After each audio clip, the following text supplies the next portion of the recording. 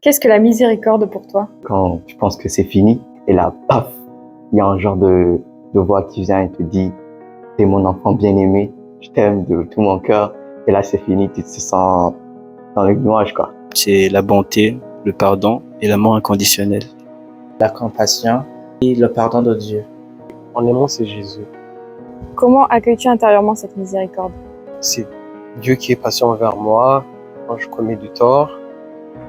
C'est aussi, pour moi, Jésus qui monte sur cette croix qui m'était destiné. Pouvoir aussi reconnaître cette vérité et l'intérioriser. Je comprends toujours pas comment on l'accueille parce que la miséricorde, c'est quelque chose d'immérité qu'on reçoit. C'est un don, un cadeau que Dieu nous donne. Il y a la paix intérieure que je reçois, comme si tu avais un poids que tu portais. On t'a déjà enlevé ce poids. Donc il y a un soulagement que je reçois. La base, je l'ai eu de mes parents. Ça a été plutôt facile pour moi de reconnaître cette bonté, ce pardon et cet amour inconditionnel, bien sûr. Disons que ça vient du Père. Comment la miséricorde de Dieu impacte ta vie? Il y a la joie qui déborde dans ma vie.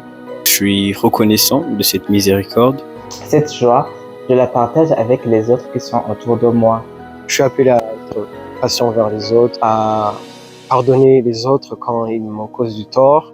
Ça m'aide à pouvoir servir les autres, à montrer cette face de reconnaissance. Sans la miséricorde de Dieu, je me sentirais toujours honteux. Ça m'aide à voir le péché comme non seulement transgresser une loi, mais aussi quelque chose qui brise le cœur de celui qui t'aime.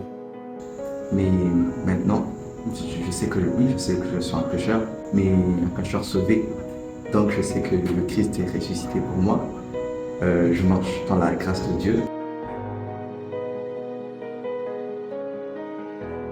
Qu'est-ce que tu dirais à quelqu'un qui ne pense pas avoir expérimenté la miséricorde de Dieu? Je pense plutôt qu'on l'a tous expérimenté. C'est important qu'il comprenne qu'il est aimé, que Dieu l'aime et qu'il n'est pas jugé. Il manque plutôt cette reconnaissance. On est plutôt tous aveuglés par tout ce qui se passe dans le monde, tout ce qui se passe, tout ce qui nous tombe dessus. À la fin, on n'arrive pas à voir tout ce qui nous arrive à côté de tout ce que Dieu a pu faire pour nous, de tout ce qu'on a pu accomplir.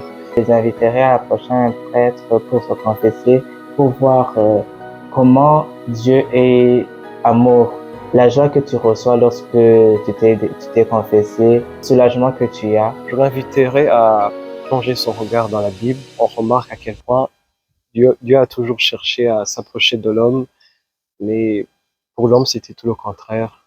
Comme l'enfant prodigue, que Dieu l'attend, son Père l'attend, donc il faut juste rentrer à la maison.